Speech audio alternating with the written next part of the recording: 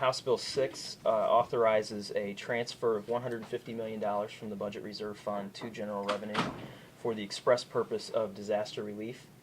And House Bill 7 sets up a joint committee, 5 from the House, 5 from the Senate, no more than 3 from either party, to oversee how those expenses are appropriated after the transfer. So very similar to what we did with the Joint Committee on the Federal Budget Stabilization Funds a few years ago. We think it's appropriate that if the governor is to take us up on this and use that money through an e-appropriation in the SEMA, that we would then have some oversight capability of how it's done. So that's the gist of House Bill 6 and 7. We hope that the governor will expand his call, as he promised that disaster funding would be part of the special session, and then when he made the call it was absent. He's since amended the call twice for Facebook and property tax relief, and still has left disaster funding off the table. So in an effort to not stay here any longer than we have to, we figured we would go ahead and move the bill and ask the governor to amend the call, and if he decides not to, then I guess it won't become law.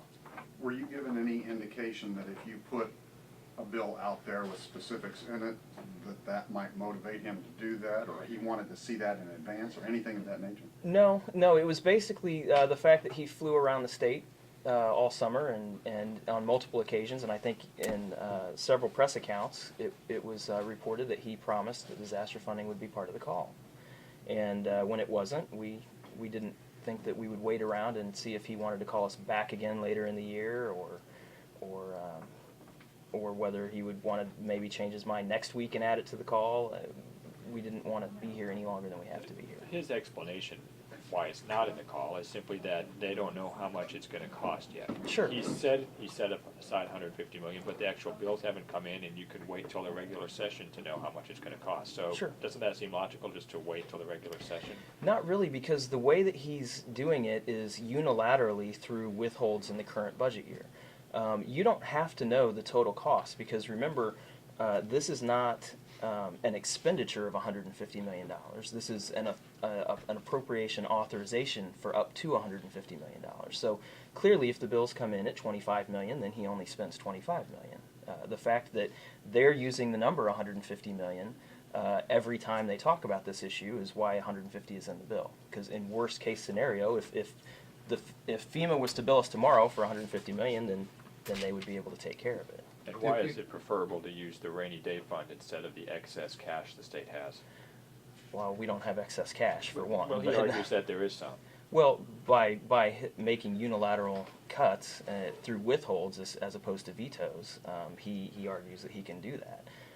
We've been arguing that we believe that's unconstitutional for him to continue to do that. Didn't you give him $1 though for emergency funding, and with $1, doesn't that give him the authorization to move money around in order to spend it? You know, technically, yes. But as Representative Kelly said in Budget Transparency last week, I mean, he's driving a truck through a very small amount of flexibility. Could he technically take all $23 billion through that E? Yes. Does it make sense? Absolutely not. I think the intention of the e-appropriation, particularly in SEMA, is that it would allow him the flexibility until he was able to get us back for an appropriation, not in lieu of. In hindsight, do you regret putting that 1E in there on general revenue? Yes. I regret trusting the governor. Are you going to make sure there are no GR 1Es in the budget for the next fiscal year? You know, I can't make any promises as to what will be or not be in the budget next year, but let's say they're not looked favorably upon by the legislature at this point. Do you, the state auditor has indicated that the way he filed his lawsuit, anybody who had budgets withheld can have standing in bringing a lawsuit. Should the House join that lawsuit? You know, I don't know that we should join right away. I would prefer to see the courts make a ruling on it, but I don't know if we need to join.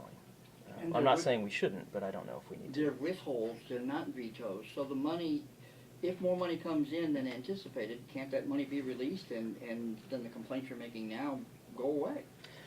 Sure, it could be released, but that's not how the Constitution was set up. I mean, the veto gives us the ability to decide whether he's picking the right priorities based on our appropriation.